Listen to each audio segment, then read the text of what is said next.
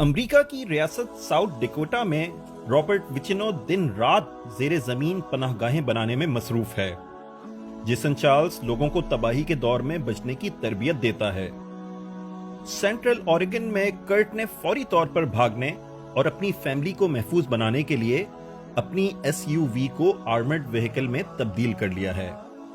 مغربی دنیا میں ڈومسڈے کا ایک نظریہ پایا جاتا ہے جس کے مطابق ایک عظیم حادثہ ہولناک آتش فشاں کے پھٹنے کی صورت میں ہوگا، یا ایک عالمگیر زلزلہ آئے گا اور دنیا ختم ہو جائے گی، یا کوئی ماحولیاتی تباہی یا ایٹامک کیٹسٹرافیز ہوں گی جس کے نتیجے میں دنیا تباہ ہو جائے گی۔ کچھ دوسرے لوگ ایپوکلپس یعنی عظیم تباہی کا خدشہ رکھتے ہیں۔ سائنسدانوں کے نزدیک ایک اسی طرح کی تباہی آنے والی ہے جیسی کہ 66 ملین سال پہلے آئی تھی، جس میں ایک ایسٹرائیڈ دنیا میں گرا، عظیم تباہی ہوئی اور ڈائناسورز کی نسل مٹ گئی۔ یہ وہ نظریات ہیں جو دنیا کی غالب قوموں میں دنیا کی تباہی کے متعلق پائے جاتے ہیں، جن کا خلاصہ یہ ہے کہ ایک ایسی عالمی تباہی آئے گی جس سے تمام انسان سخت خوفزدہ ہو جائیں گے، زمین قابل کاشت نہیں رہے گی، پانی آلودہ ہو جائے گا اور بہت ہی کم لوگ بچ پائیں گے۔ ایک عرصے تک لوگوں کو محفوظ مقامات پر رہنا ہوگا، جس کے بعد بچے کچھے لوگ پھر انسانیت کی دوبارہ بحالی کریں گے۔ ان سب نظریات میں ایک چیز مشترک ہے کہ اس عظیم تباہی میں دنیا میں آباد اربوں انسان ختم ہو جائیں گے، لیکن زندگی کی محبت پھر بھی غالب آتی ہے اور انہیں یہ سوچنے پر قائل کرتی ہے کہ کچھ تو بہرحال بچ جائیں گے۔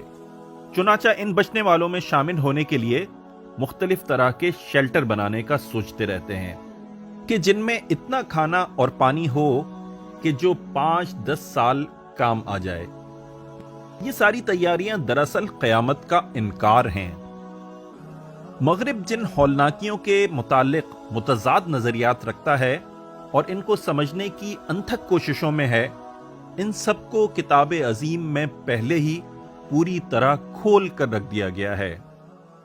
انسانوں سنو، حقیقت یہ ہے کہ تم جس بڑی تباہی کی خبر کے متعلق چہمے گوئیوں میں لگے ہوئے ہو، وہ حادثہ ہو کر رہے گا۔